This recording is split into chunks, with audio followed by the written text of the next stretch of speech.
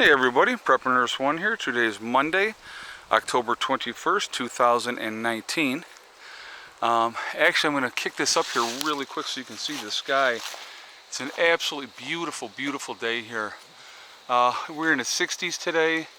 The leaves are slowly falling, as you can see, as I pan this around. The colors are really, the trees are really starting to change. So somebody had asked what kind of trees. A lot of these are maple. That's why they changed that color. So we have maple, ash. We have a lot of birch up here. What else? I'm trying to think. Just a good variety of different, a lot of hardwoods. So that's why we, as far as burning, we burn hardwoods up here. We do not burn pine.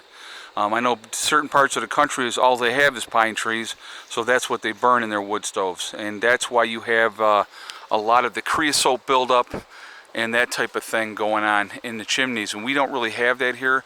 If the wood is seasoned here, you don't really get a lot of creosote, and so that's a good thing. Now, you guys have seen me. Let's see if I can't show it. If it'll show. Let me kick it over here so you guys can see. Okay. So, here's my chimney, okay. The only place that I get buildup of creosote is on the cap.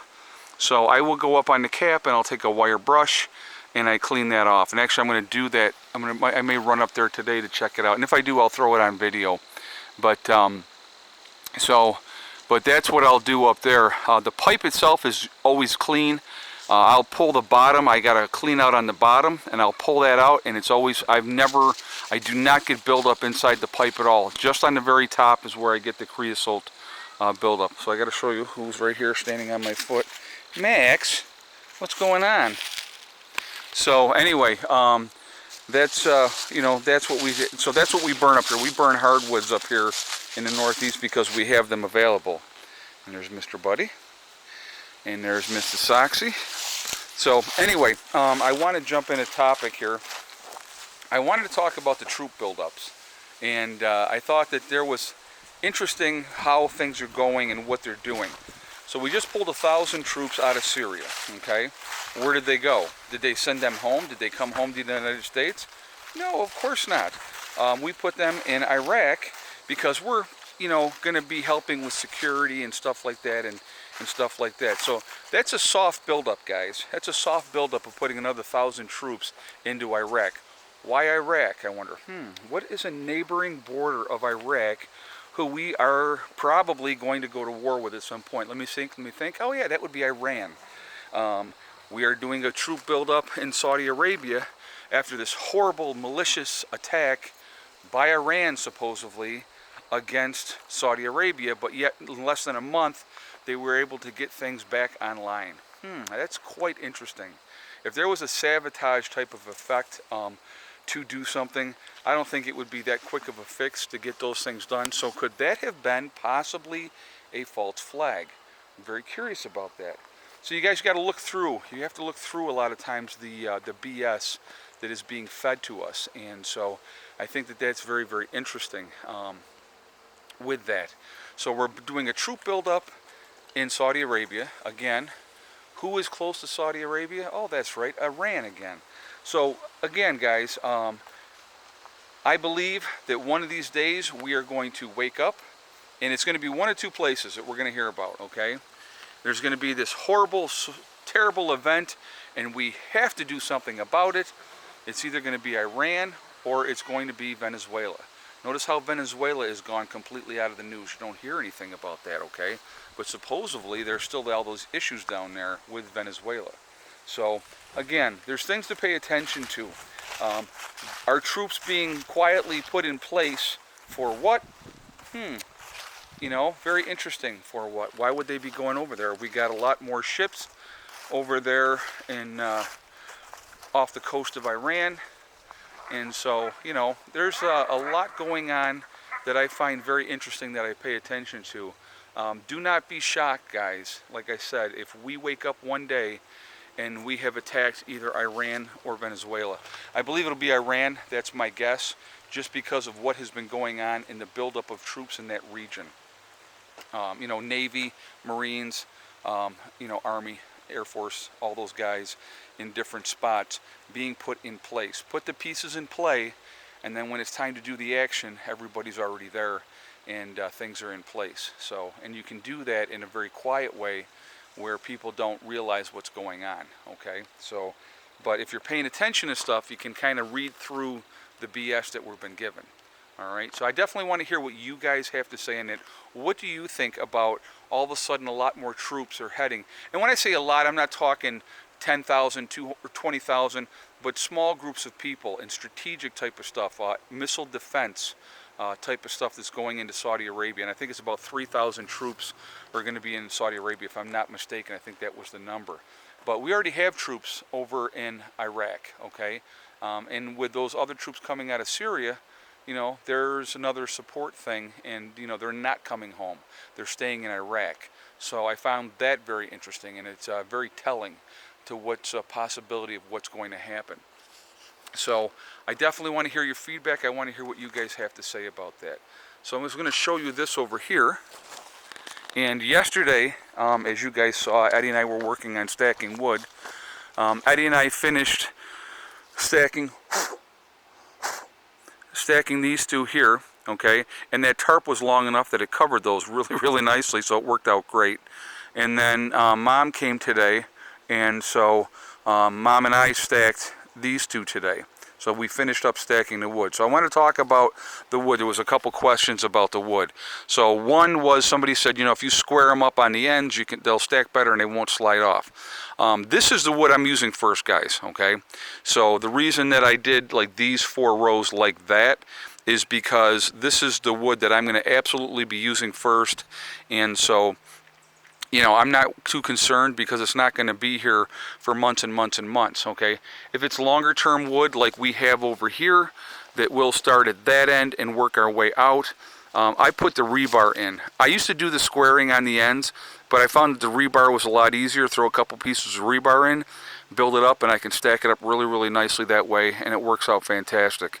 So that's why I do it that way. But like this wood here will be the wood we're going to burn first. So you're going to see this pile dissipate first. When, like today, we're not burning today. We didn't burn yesterday, you know, because it's been warmer and we didn't need to.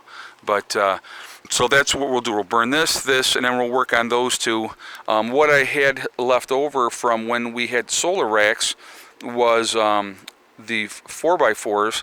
So I'm like, hey, I'll use those, and they're perfect. And then under here is a couple of the other pieces of wood underneath, under here. So these are not sitting on the ground. They're off the ground, and so are these. These are just lower.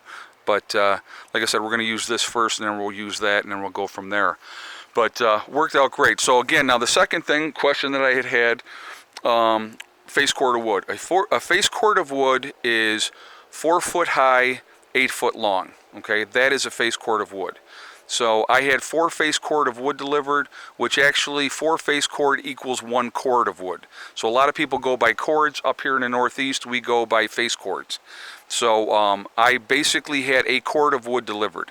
So you know, that's the 4 face cords. And so that's, you know, the wood here, and then the fill-in wood that I stuck over in that corner as well. So because somebody was like, that doesn't look like 4 cord of wood, because it wasn't. It's actually 1 cord of wood, or 4 face cord. So I hope that clears up that question. Again, a face cord of wood is you know, 4 foot high, 8 foot long. That's a face cord of wood, you know, like 16 inches, 16-inch pieces. So, and that's what that is. So that's what we have there. But so, you know, that is now another project done. That got here, was delivered on Sunday. So between you know, or yeah, was it Sunday? Sunday, yeah. So Sunday. So between Sunday and today, we got it stacked up, and I'm gonna go and I'm gonna buy a tarp for that. I'm probably gonna buy a tarp for this as well. I had too many people complaining about why I don't have the 4-wheeler covered up, so I'm gonna probably buy a tarp to cover up the 4-wheeler as well. But you know, I'm probably going to store the 4-wheeler up at Greg's place for the winter, because I can get it inside at his place. So that's probably where the 4-wheeler is going to go for the winter, just so you guys know that as well. So if one day you say, where's the 4-wheeler, it's going to probably be up at Greg's. But I got some other things I got to use it for yet. I got to get kindling wood and stuff like that, but that's not yet. But I will get something to cover the four-wheeler up as well. But so I want to get that covered because they're calling for rain tomorrow, so I'm going to definitely go down later today and get that squared away. So that's what's going on. You know, you just working. I'm gonna do some more work on the stonework over here and get that going and get that taken care of. And so, like I said, it's just methodically getting things done. And so we're just working on small projects right now. A couple big projects obviously coming up with the greenhouse build. And so I'm going to do a little research first, see what I have to do as far as the tubing goes. Then I need to get Bill in here, and I got to figure out exactly where I'm going to put this greenhouse and the circumference of it. And so we're going to go from there. So that's what we're doing. And so a lot of work ahead of us, but that's okay. It keeps us out of trouble and keeps us busy. But, you know, and then plus also working inside, getting some things done in there. Tomorrow's supposed to rain, so we're going to work inside tomorrow, and that'll be a good thing as well. So that's what's happening, guys.